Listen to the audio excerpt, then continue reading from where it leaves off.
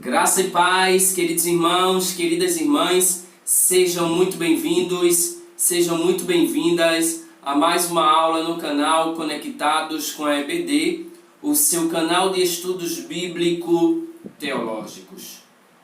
Por bondade de Deus, pela misericórdia do Eterno Pai, hoje daremos continuidade ao estudo das lições bíblicas do quarto trimestre de 2020 da classe dos adultos, a fragilidade humana e a soberania divina, o sofrimento e a restauração de Jó.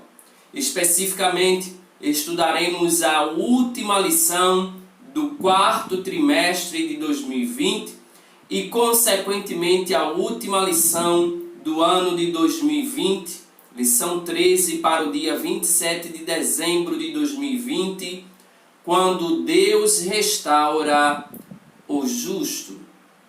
Mas antes de iniciarmos esta lição, eu já quero te pedir, gostou?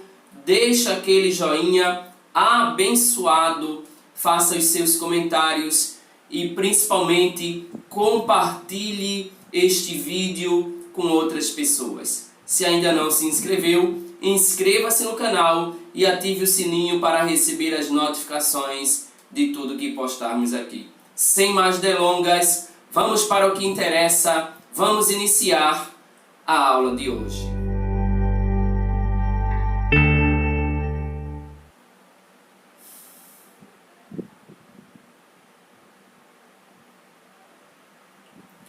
O textuário da nossa lição encontra-se no livro de Jó, capítulo 42, versículo de número 10. Está escrito assim: E o Senhor virou o cativeiro de Jó, quando orava pelos seus amigos, e o Senhor acrescentou a Jó outro tanto em dobro a tudo quanto dantes possuía. A verdade prática nos diz o seguinte: a restauração do ser humano acontece em razão do amor e da misericórdia de Deus, e não como consequência do esforço pessoal, piedade ou atos de bondade. A leitura bíblica, o texto base da nossa lição, Jó 42, versículo 1 ao versículo de número 17. Versículo 1 está escrito assim: Então respondeu Jó ao Senhor e disse: Bem sei eu que tudo podes, e nenhum dos teus pensamentos pode ser impedido. Quem é aquele, dizes tu, que sem conhecimento encobre o conselho? Por isso falei do que não entendia, coisas que para mim eram maravilhosíssimas e que eu não compreendia. Escuta-me, pois, e eu falarei. Eu te perguntarei, e tu ensina-me. Com o ouvir dos meus ouvidos ouvi, mas agora te veem os meus olhos. Por isso me abomino e me arrependo no pó e na cinza. Sucedeu, pois, que acabando o Senhor de dizer a Jó aquelas palavras, o Senhor disse a Elifaz, o temanita: A minha ira se acendeu contra ti e contra os teus dois amigos, porque não dissestes de mim o que era reto, como o meu servo Jó. Tomai, pois, 7 bezerros e 7 carneiros, e ide ao meu servo Jó, e oferecei holocaustos por vós, e o meu servo Jó orará por vós, porque deveras a ele aceitarei, para que eu vos não trate conforme a vossa loucura, porque vós não falastes de mim o que era reto, como o meu servo Jó. Então foram Elifaz o temanita, e Bildade o suíta, e Zofar o namatita, e fizeram como o Senhor lhes dissera. E o Senhor aceitou a face de Jó. E o Senhor virou o cativeiro de Jó, quando orava pelos seus amigos, e o Senhor acrescentou a Jó outro tanto em dobro a tudo quanto dantes possuía. Então vieram a ele todos os seus irmãos e todas as suas irmãs, e todos quantos dantes o conheceram, e comeram com ele pão em sua casa, e se condoeram dele, e o consolaram de todo o mal que o Senhor lhe havia enviado. E cada um deles lhe deu uma peça de dinheiro, e cada um pendente de ouro. E assim abençoou o Senhor o último estado de Jó, mais do que o primeiro, porque teve 14.000 ovelhas, e 6.000 camelos, e 1.000 juntas de bois, e 1.000 jumentas. Também teve 7 filhos e 3 filhas, e chamou o nome da primeira Gemima, e o nome da outra Késia, e o nome da terceira Queren-Apuc. E em toda a terra não se acharam mulheres tão formosas como as filhas de Jó. E seu pai lhes deu herança entre seus irmãos. E depois disto viveu Jó 140 anos, e viu a seus filhos e aos filhos de seus filhos até a 4ª geração.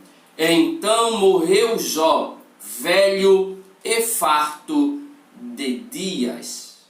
Queridos irmãos, queridas irmãs, hoje, pela misericórdia de Deus, estamos encerrando mais um trimestre abençoado e abençoador, no qual, através de 13 lições, aprendemos e muito sobre a vida do patriarca Jó.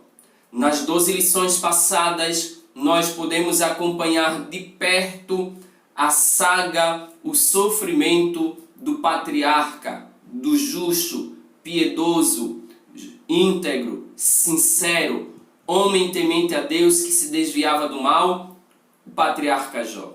Mas na lição de hoje, falaremos sobre a restauração dele. Veremos que essa restauração, ela se dá quando Jó se humilha diante de Deus e intercede por seus amigos. Constataremos também que o testemunho de Deus sobre Jó provou ser verdadeiro e seus amigos tiveram de se retratar diante de Jó. Durante toda a provação, Jó se manteve íntegro e não lhe foi atribuída impiedade alguma.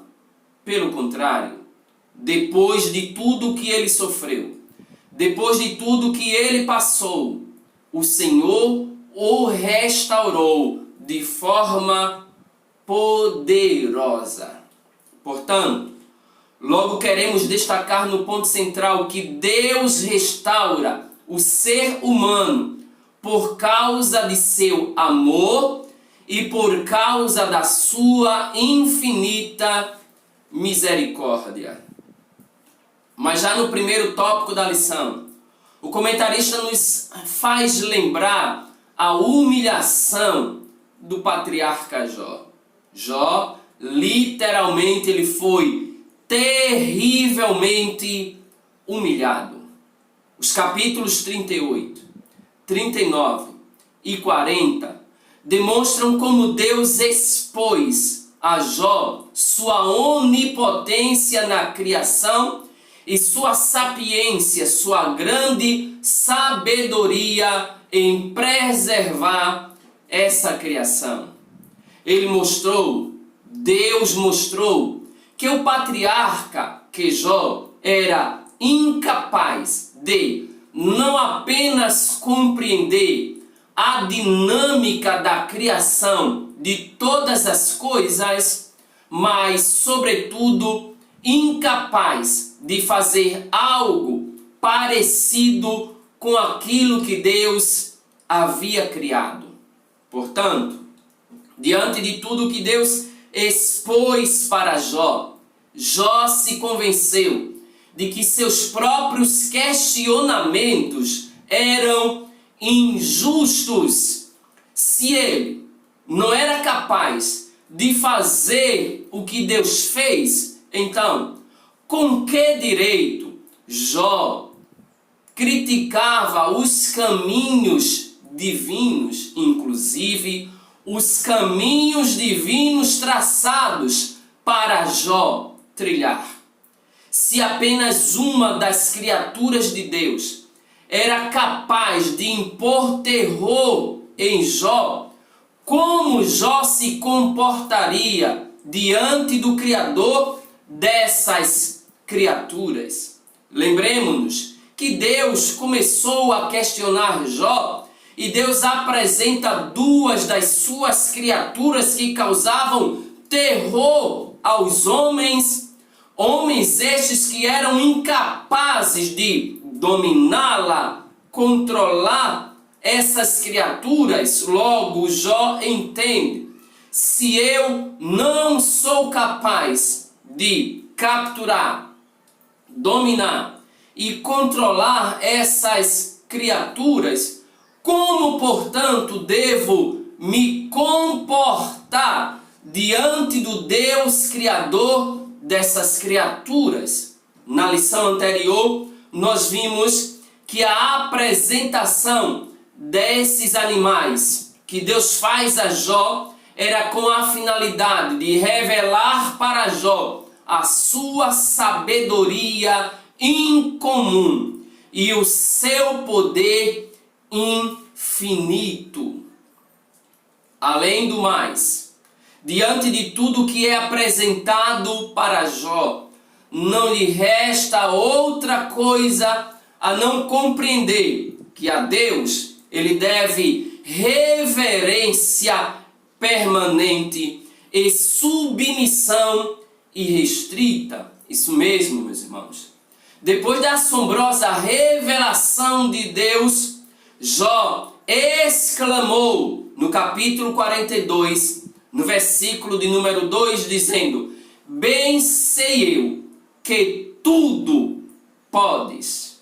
Percebamos que Jó emprega a palavrinha tudo para dizer: Deus, para o teu poder, para a tua grandeza, não há limites. O Senhor faz tudo o que o Senhor quiser. Com isso, Jó demonstra reverência e submissão a Deus, pois esse tudo inclui fazer o que Deus queira fazer, até mesmo com a vida do patriarca Jó. Ele percebe que tudo o que aconteceu em sua vida tinha um desígnio, um propósito divino e, portanto, era simplesmente tolice discutir ou questionar com a sapiência, com a sabedoria divina. Por isso que Jó falou no capítulo 42, versículo 3: quem é aquele, dizes tu, que sem conhecimento encobre o conselho? Por isso falei do que não entendia. Lembremos-nos, irmãos, as circunstâncias da vida nos afligem, os problemas da vida nos assolam, porque a verdade é que enquanto estivermos aqui neste torrão, nesta terra, sofreremos, passaremos por tribulações, por angústias, mas não devemos nos esquecer que Deus tem o controle de todas as coisas e que também todas as coisas cooperam para o bem daqueles que amam a Deus. Apesar de tudo, que tenhamos sempre estas palavras de Jó nos nossos lábios, na nossa mente e principalmente no nosso coração. Bem sei eu, Deus, que tudo podes. Ao repetir a censura que o próprio Deus fizera com Jó, fizera a Jó anteriormente, conforme podemos conferir no capítulo 38, versículo 2, ao observarmos esta censura, Jó também demonstra não ver injustiça alguma nas ações de Deus. Eu vou repetir. Quando Jó repete a censura que Deus fez a ele, quem é aquele que dizes tu, que sem conhecimento encobre o conselho?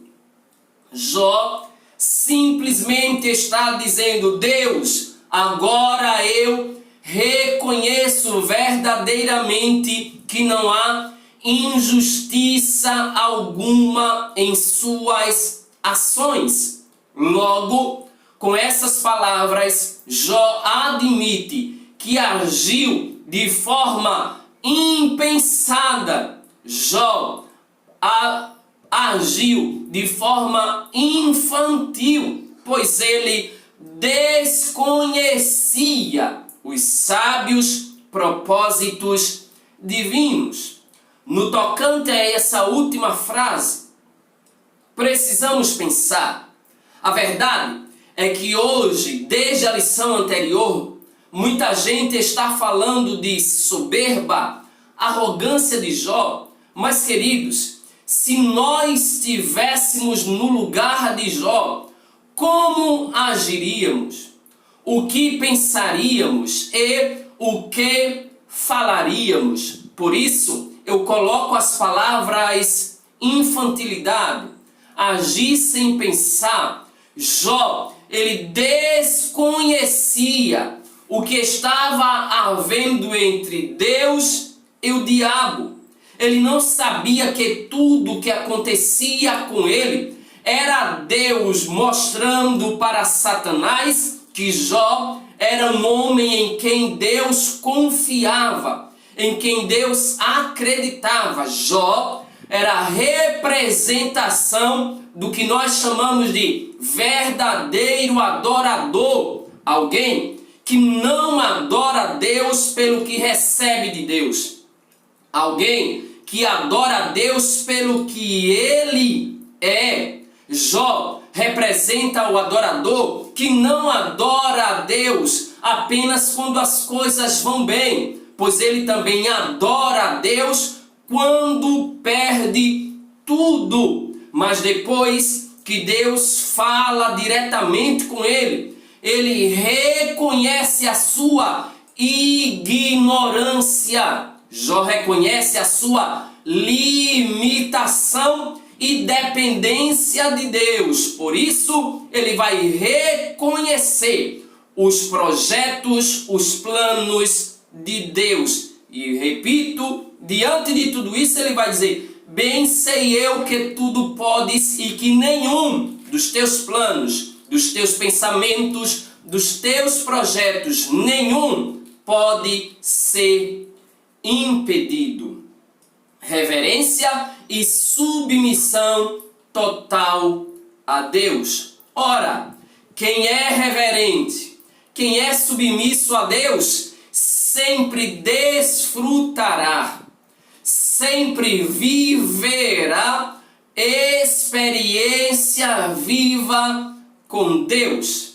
A postura de Jó diante de Deus, depois do que ele ouve Deus falando, porque isso aqui é interessante destacar, é inconcebível vida cristã da mesma forma de que você vivia no mundo, ouve o Evangelho, é alcançado pelo poder do Evangelho, ouviu a voz de Deus e continua com a mesma conduta. Isso é inadmissível. Jó, depois que ouve a voz de Deus, ele muda de atitude, ele muda de comportamento e ele muda, destaquemos, para melhor. Logo, ele se dirige a Deus humildemente. Eu bem sei que tudo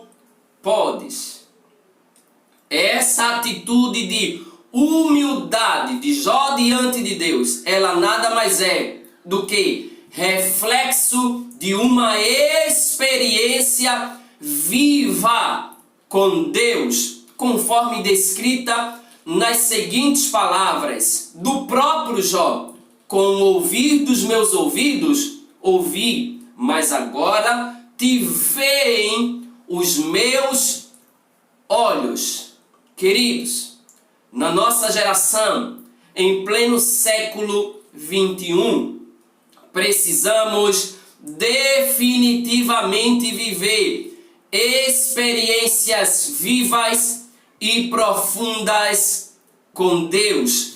Jó vivenciou, Jó viveu profundas experiências, por isso que sempre esteve de pé, adorando e glorificando a Deus.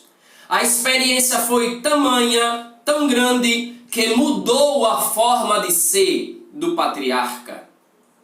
Segundo o teólogo Roy Zuck, Jó possuía um conhecimento de Deus apenas por tradição, de segunda ou terceira mão, mas agora ele conhecia por meio de uma experiência pessoal. A verdade é que Jó já tinha experimentado algo de Deus. Não é à toa que ao longo de todos os capítulos ele revela isso para nós. Ele questiona uma vez ou outra: isso é normal, irmãos? Não sejamos hipócritas a ponto de mostrar o dedo e dizer que Jó duvidou, questionou. Quem não questiona?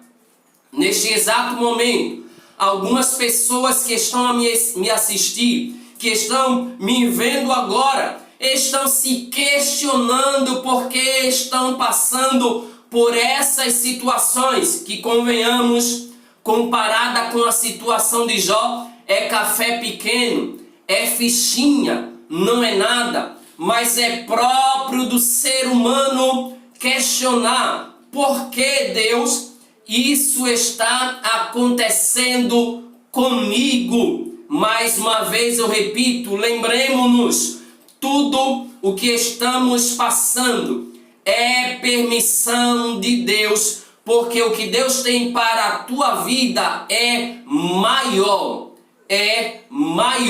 para a glória do nome de Jesus. Portanto, Jó teve experiência, sim, mas ele precisava de uma experiência maior, uma experiência viva com Deus. E essa experiência ele teve a ponto de dizer: antes, meu Deus, eu te conhecia por ouvir, mas agora não. Agora os meus olhos te veem. Agora eu conheço o Senhor pessoalmente. Eu tenho experiência viva contigo. Não podemos nos contentar com conhecimento teórico acerca de Deus. Não podemos nos contentar com o conhecimento que temos, que aprendemos apenas na escola dominical ou pelas experiências nos conjuntos ou departamentos de louvor do qual participamos. Não. Precisamos de experiência viva com Deus. Precisamos experimentar Deus, viver com Deus, andar com Deus, ouvir a voz de Deus. Por qual razão? É simples. Quando temos experiências vivas, profundas, pessoais com Deus Altíssimo, com Todo-Poderoso, renunciamos aos nossos achismos, confessamos nossa miséria, reconhecemos que somos pó e cinza, rejeitamos o nosso orgulho e rebeldia, porque entendemos: sem Deus não somos absolutamente nada. E dessa forma, Deus é glorificado em todas as áreas da nossa vida. Sintetizando este tópico, a humilhação de Jó resultou em humildade, reverência, submissão e experiência com Deus.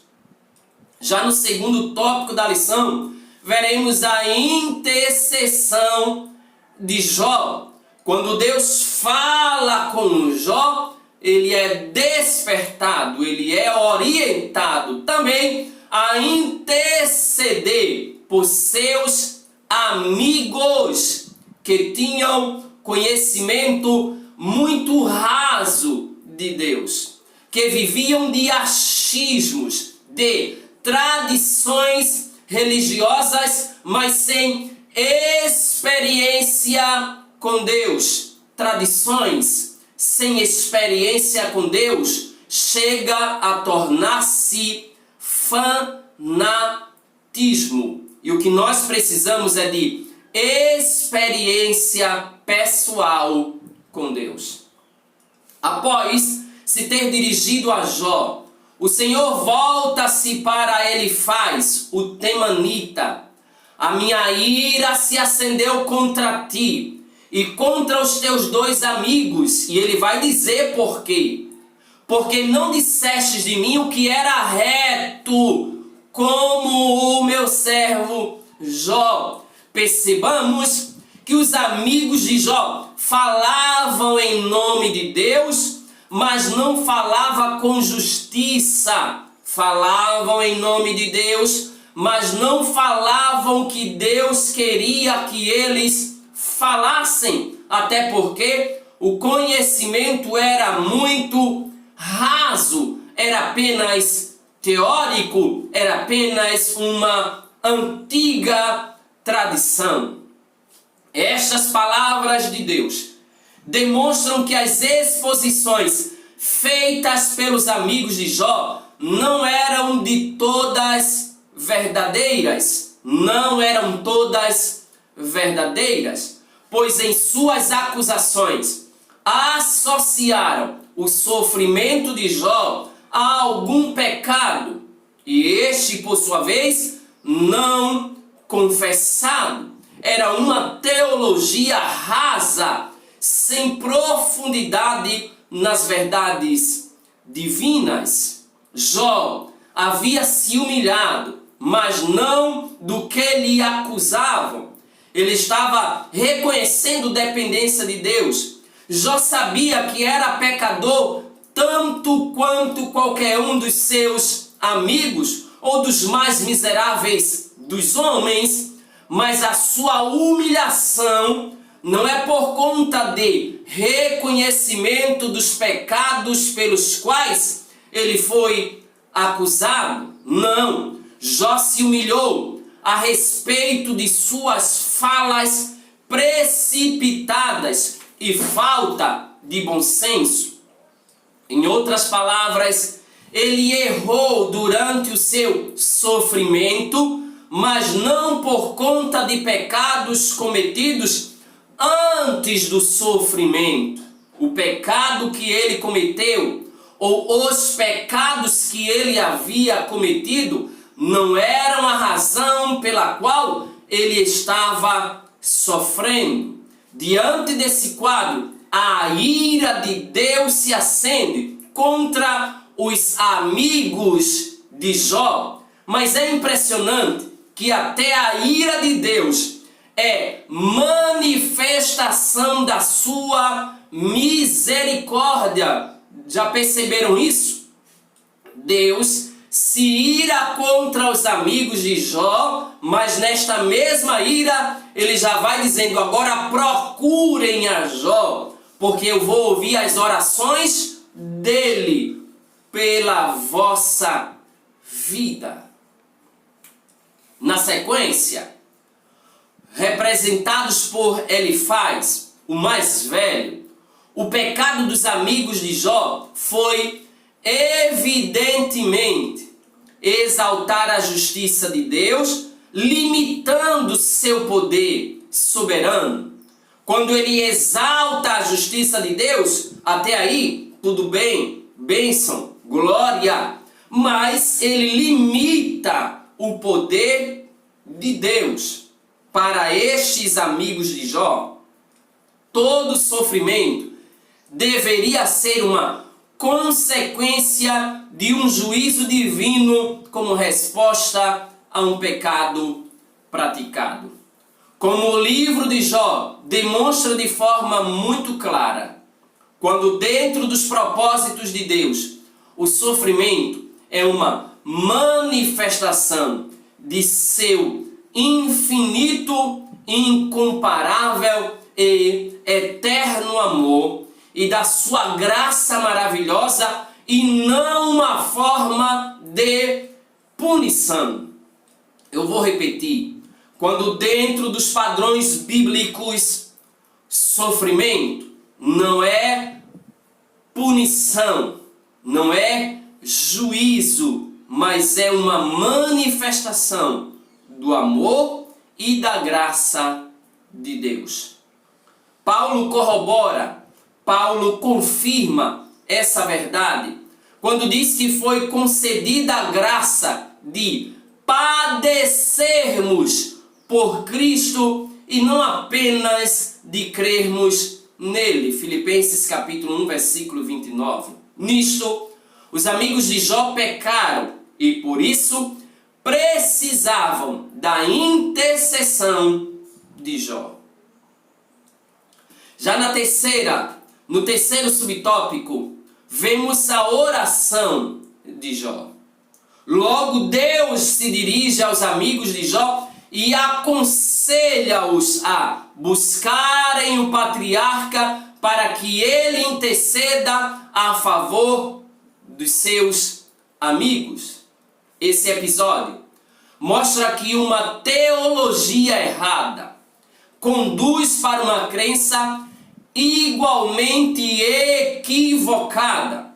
Daí a razão da necessidade de homens e mulheres de Deus comprometidos e comprometidas com a Sagrada Escritura, com a Palavra de Deus, com o desejo de expor as Sagradas Letras como ela é, como elas são, melhor dizendo, expor as Sagradas Letras como elas são, revelando aos homens a vontade de Deus através da Bíblia Sagrada. Senão, veremos falsas crenças, falsos ensinamentos baseados em falsas teologias.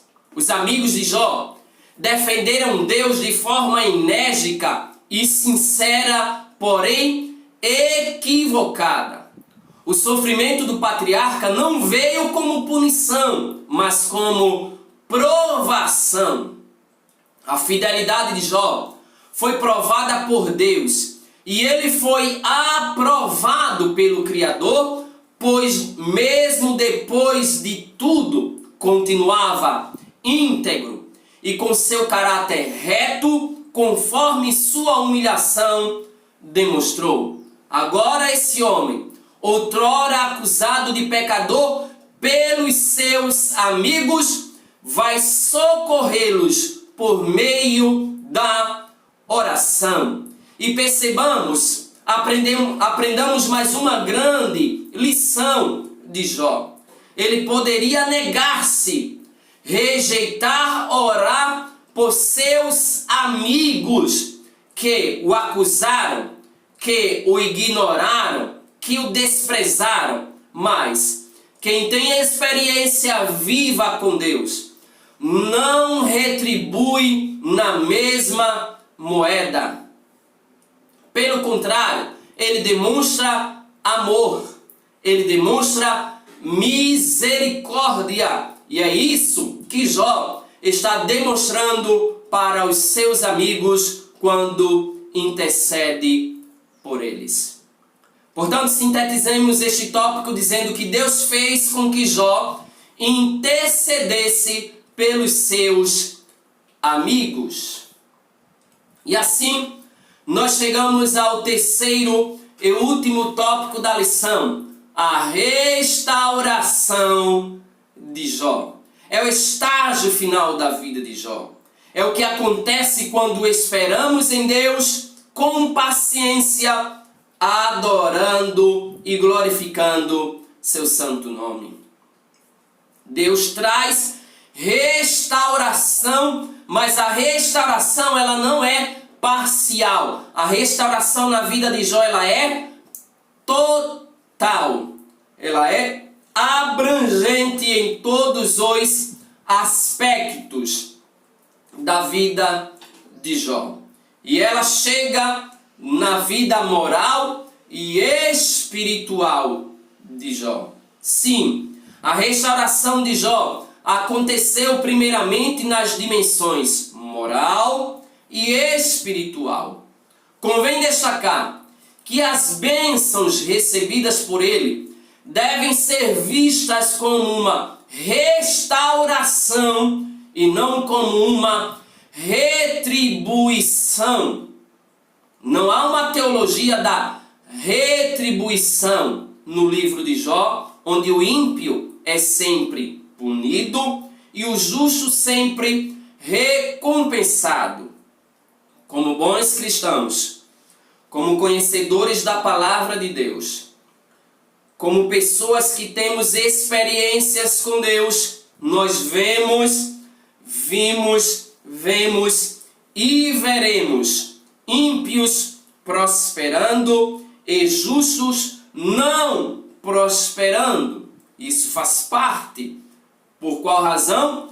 Por essa verdade, não existe uma teologia da retribuição, na qual o ímpio sempre é punido e o justo sempre recompensado. Todavia, o que acontece com Jó, literalmente é uma restauração. As lições moral e espiritual mostram que Deus abençoa os homens porque os ama e não porque estão envolvidos numa troca de favores em que prevalece uma barganha espiritual. Com Deus não há barganha. Tudo que recebemos é por graça, é por bondade, é por misericórdia. As bênçãos que sobrevêm sobre a nossa vida é simplesmente porque Deus nos ama. Na sequência, vemos a restauração social e material de Jó. Nessas dimensões, social e material. Lembremos-nos de que Jó era um homem com quem as pessoas gostavam de conversar, ao lado de quem as pessoas gostavam de estar. Os jovens procuravam-no para ouvir os seus sábios conselhos, mas quando Jó entra na provação, todos rejeitam-no, abandonam-no, dão-lhe as costas, mas Deus vai restaurar a sorte de Jó no mundo ou na vida social e também material. As calamidades que sobrevieram sobre ele, especialmente suas feridas físicas e emocionais, excluíram-no do convívio social, mas ele suportou sozinho o que pensava ser um julgamento de Deus. Mas agora, todos veem a graça divina derramada de forma abundante sobre a vida de Jó. Deus restaura a sua saúde, automaticamente restaura a sua vida social. Era, portanto, a hora de voltar ao convívio social e desfrutar de tudo o que o Senhor lhe deu, pois o Senhor acrescentou a Jó, materialmente falando, tudo em dobro. Jó, ele é restituído, e a Bíblia vai dizer, Jó 42:10, o Senhor acrescentou a Jó, tanto em dobro, a tudo quanto dantes possuía. A restauração de Deus foi completa, total e abrangente. Por quê? Porque a restauração que o Senhor Jesus faz na vida do ser humano leva em conta todas as dimensões da vida.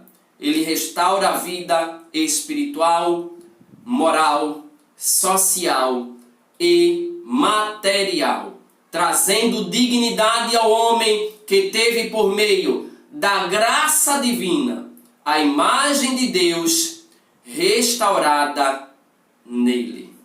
Sintetizando este tópico, a restauração de Jó se deu nas esferas moral, espiritual, social e material. E assim nós finalizamos esta lição e este trimestre dizendo que chegamos ao final de mais um trimestre. Aprendemos que nem sempre os ímpios são punidos e nem sempre os justos são recompensados. Mas a verdade é que Deus julga os perversos e abençoa os justos, pois todos fazem parte de um universo governado por leis e princípios morais. Todavia, isso não é tudo. Deus, Ele é soberano e pode atuar fora das linhas que habitualmente acreditamos que Ele opere. Assim, podemos aprender que Deus não nos prova porque deseja nos punir, mas porque nos ama. Ele deseja demonstrar ao seu adversário que os homens podem servi-lo sinceramente, sem uma relação de troca. E isso Jó provou. Jó literalmente provou que o diabo estava errado e que Deus esteve, está e sempre estará certo. E que também, apesar das dificuldades, apesar das angústias, apesar da prova, Deus sempre nos dará um futuro de paz, abençoado para a glória do nome dele. E assim nós finalizamos, mas já marcamos o nosso próximo compromisso, a primeira lição do primeiro trimestre de 2021. No primeiro trimestre de 2021, estudaremos o verdadeiro pentecostalismo. E já começaremos com a lição 1, a pessoa do Espírito Santo. Muito obrigado, queridos irmãos. Deus te abençoe. A paz do Senhor. E até a próxima.